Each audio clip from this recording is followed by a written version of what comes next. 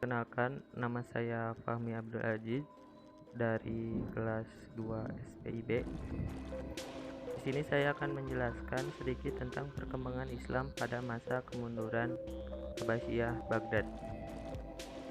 Untuk yang pertama ialah perkembangan Islam pada masa kemunduran Abbasiyah di Baghdad.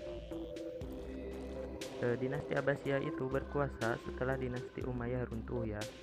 Hal itu terjadi pada tahun 132 Hijriah. Pada awalnya, dinasti Abbasiyah menempati Kufah sebagai ibu kota dengan pusatnya di Istana Hashimiyah.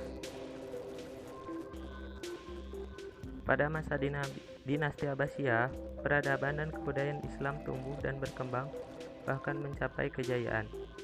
Hal tersebut dikarenakan pada periode ini lebih menekankan pembinaan peradaban dan kebudayaan Islam daripada perluasan wilayah. Puncaknya, dinasti Abbasiyah terjadi pada masa Khalifah Harun al-Rasyid dan anaknya Al-Ma'mun. Ketika Harun al-Rasyid memerintah, negara dalam keadaan makmur, kekayaan melimpah, ilmu pengetahuan berkembang, keamanan terjamin, dan wilayah meluas mulai dari Afrika Utara sampai ke India.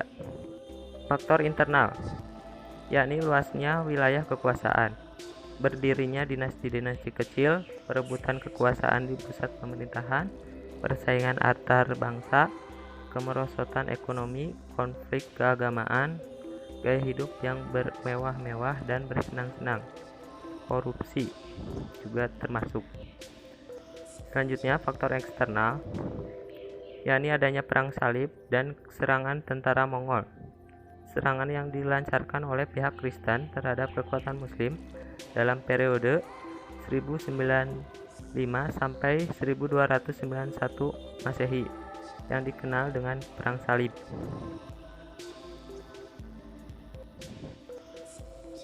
Kemudian, serangan tentara Mongol. Awal permusuhan peperangan Mongol dengan negara Islam bermula pada peristiwa tahun 1212 Masehi. Ketika itu, ada 3 orang saudagar Bukhara yang bersama puluhan rombongannya tiba di wilayah Mongol dan menuju ibu kota Karakorum.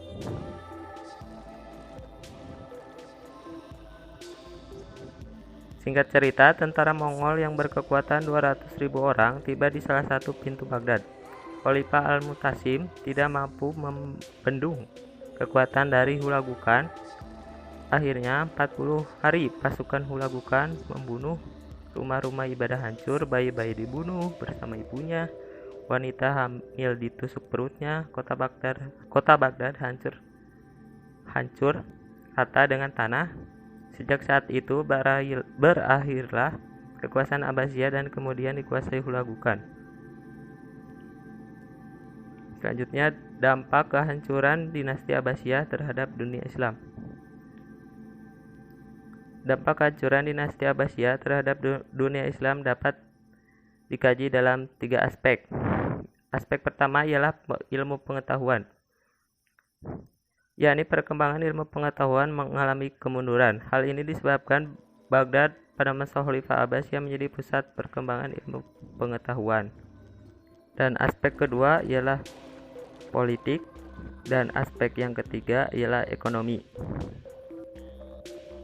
3 aspek tersebut karena pada masa kemasan dinasti Abbasiyah yang paling menonjol adalah 3 aspek ini. Namun setelah Abbasiyah mengalami kehancuran, umat Islam tidak lagi mempunyai pengaruh dalam aspek ilmu pengetahuan, politik, dan ekonomi. Kedua, aspek politik. Dampak kehancuran dinasti Abbasiyah terhadap dunia Islam kontemporer terlihat dari hilangnya hegemoni Arab dan berakhirnya kekhalifahan dinasti Abbasiyah. Jatuhnya kota Baghdad pada tahun 1258 Masehi di tangan bangsa-bangsa Mongol bukan saja mengakhiri khalifah, tapi juga awal kemunduran politik dan peradaban Islam.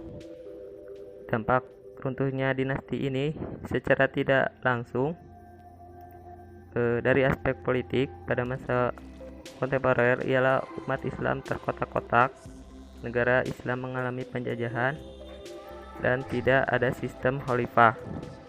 Selanjutnya adalah umat Islam terkotak-kotak. Salah satu dampak kehancuran dinasti Abbasiyah terhadap dunia Islam kontemporer dari aspek politik, yakni Islam menjadi terkotak-kotak. Pada saat dinasti Abbasiyah berjaya, Timur Tengah diidentikan dengan dinasti Abbasiyah. Tetapi setelah hancurnya dinasti tersebut, Timur Tengah terbagi menjadi beberapa bagian, seperti Traksosania, Iran, dan Irak. Kemudian Syria dan Mesir di barat. Selanjutnya, negara Islam mengalami penjajahan. Dampak keruntuhan ini, umat Islam menjadi terpecah, mengakibatkan lemahnya kekuatan umat Islam sehingga mudah dijajah oleh bangsa lain. Selanjutnya, tidak ada lagi sistem kekhalifahan. Runtuhnya dinasti Abbasiyah berdampak pada berakhirnya sistem kekhalifahan yang berdasarkan syariat Islam, kemudian berubah berdasarkan ideologi. Aspek ketiga ialah aspek ekonomi. Dampaknya terhadap dunia Islam kontemporer, yakni terjadi kemunduran secara ekonomi. Akibat dari penghancuran ini, kota Baghdad menjadi runtuh secara total dan penduduk tersisa sedikit selama beberapa abad.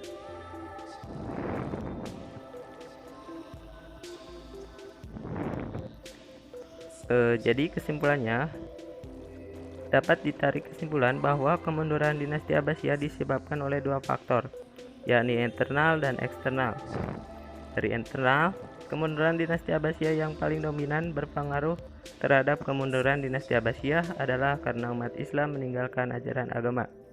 Dampak kehancuran dinasti Abbasiyah terhadap dunia kontemporer dapat dilihat dari berbagai aspek, seperti yang tadi disebutkan pada aspek ilmu pengetahuan, politik, dan aspek ekonomi. Mungkin itu saja dari saya. Mohon maaf bila ada kesalahan kata-kata. Assalamualaikum warahmatullahi wabarakatuh.